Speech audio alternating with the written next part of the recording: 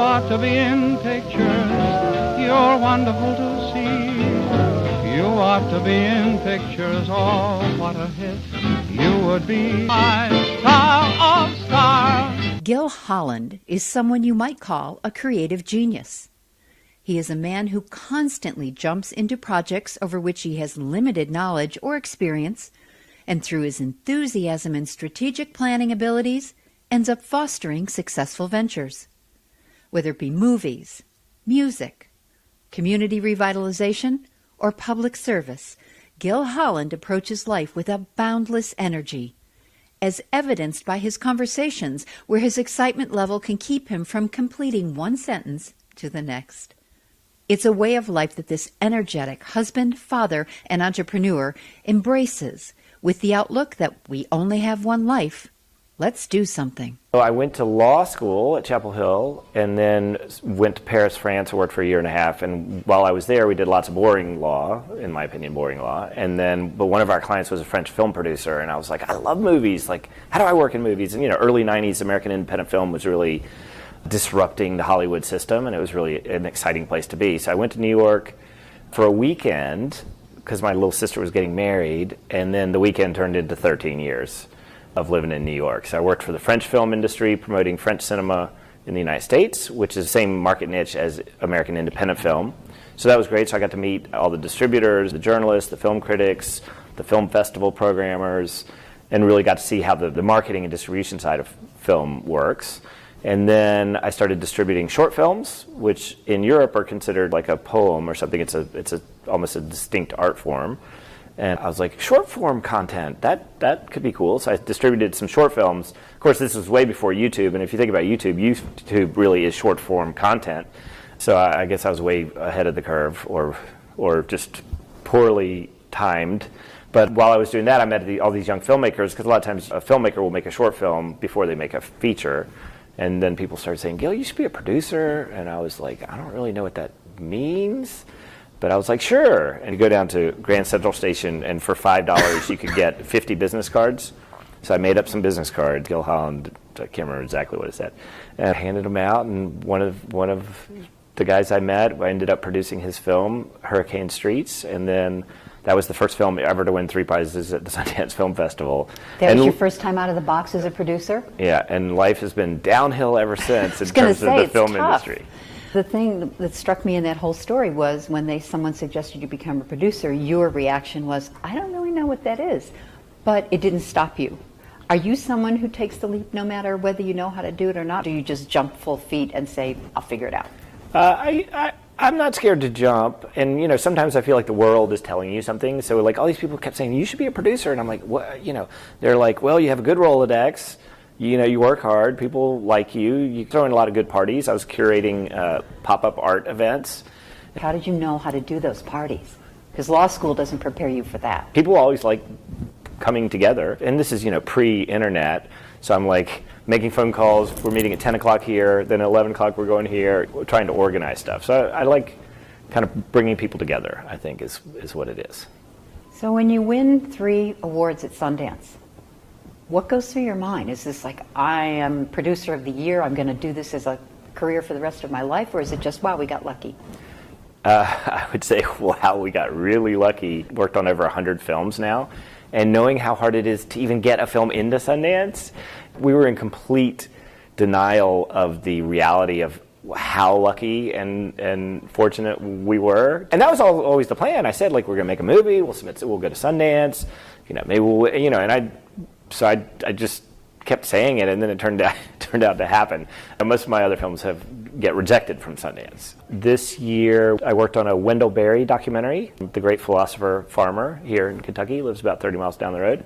So we just premiered at South by Southwest. We won the special jury prize, so that was cool. So that comes out this fall. And then I have 2 other films in what's called post-production, so we're finalizing the edit, and then we'll go into, and they're narratives.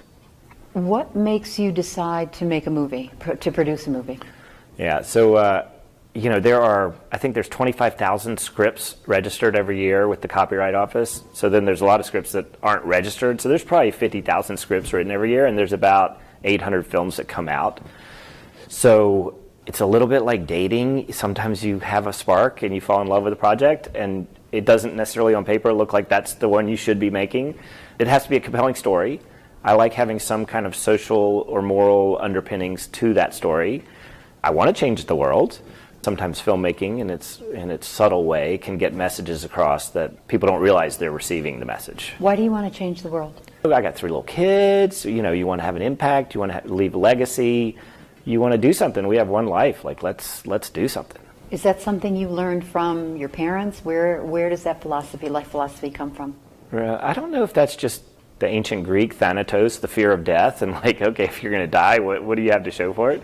I mean, my parents are hardworking. Mom's hardworking immigrant, worked her way over on a boat, basically, and then my dad is a PhD.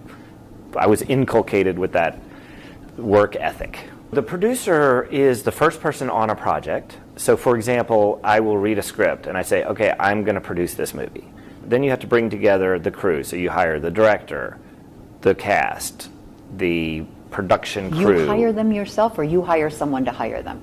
Well, I mean, there's levels. So you hire a line producer who maybe the line producer then hires the keys in each department, and the keys in each department hire their.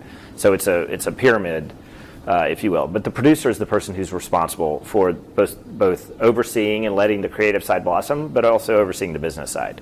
So then you have to go find the money, figure out a way to find the money. So you set up the business plan, the marketing, the branding. I'm still working on films that we made, 15 years ago. Like, for example, our film Flow for Love of Water, a documentary. We started shooting that in 2001 or 2. I mean, every day I get an email about that film. Somebody wants to screen it. We get checks. We have a distributor. We're going to have to renew our license here soon. Producer's first person on the film, the last person off the film.